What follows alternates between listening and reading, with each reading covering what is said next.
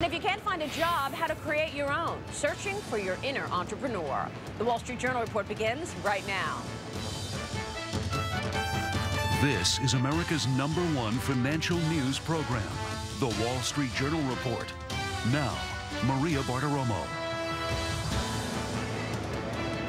Frustrated with the jobs market? Why not create your own? With the slow pace of economic recovery, many new graduates and young job seekers are doing just that. Joining me now are Scott Gerber, founder of the Young Entrepreneur Council, and Jeremy Johnson, co-founder and chief marketing officer of Tutor.com. Gentlemen, good to see you. Thanks for joining us. Really appreciate it. Great Scott, to be here. let me kick this off with you because the numbers are not good, and I want to get your take on this. The July jobs report showed that 13.9% of 18 to 29-year-olds are unemployed. Yes. Very, very tough situation. Higher than the average national rate, double the rate of those over 30 years old.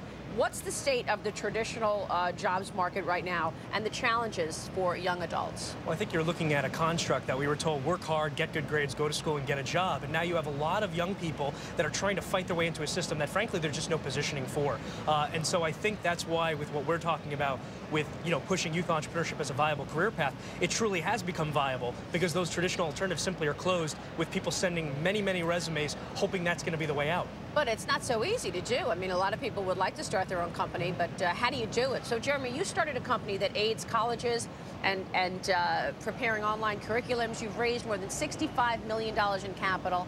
How have you done that? What's difficult about being an entrepreneur in your 20s?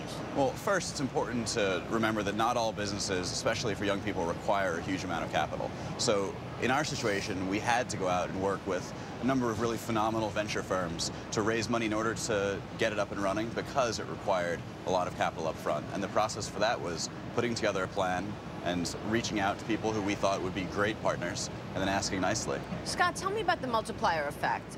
This is something people talk about a lot. So much talk about how jobs and how young entrepreneurs are creating lasting jobs. Well, if you look at it right now, getting back to what Jeremy said, you can start a business relatively quickly. And because of the various different ways that young people want to be involved in these new companies, if 2% of the market, let's say, became 4% of the market of job creation from young entrepreneurs, you now all of a sudden have startup businesses, small businesses that are quickly creating and developing because they're able to move leaner, meaner, and faster. So I think that if we created more solutions that are going to help these younger businesses produce faster results and better results in a timeline that made more sense with better regulations across the boards and faster ways to develop and accelerate them, we're going to see a lot of positive results in that space in job creation. Who should come up with those solutions? Is this the private sector? Is this universities? It's certainly a combination. I think, starting with entrepreneurship education in the K-12 space, we need to start pushing it as a viable career path very early and very young. I think from the government level, we need to start figuring out things like the tax code. We need to work on things, YEC is now working with a group called the Young Invincibles on the Hill to push a comprehensive youth entrepreneurship legislation act. And of course, you have to have private enterprise involved as well. This is a moment where they need to invest in the youth, otherwise we're just going to outpace them. Jeremy, you have more than 300 employees at Tutor.com. What kind of sales or experience is required? What makes a graduate an attractive candidate for your company?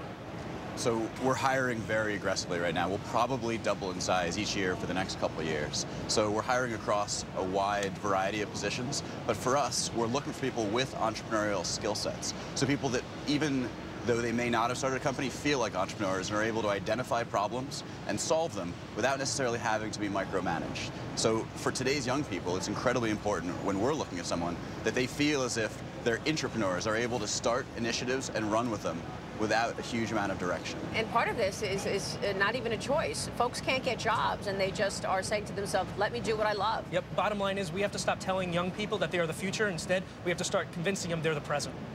Good analysis there. Scott, Jeremy, good to have you on the program. Thanks we so appreciate it. Thank you for having us. Scott Gerber, Jeremy Johnson joining us.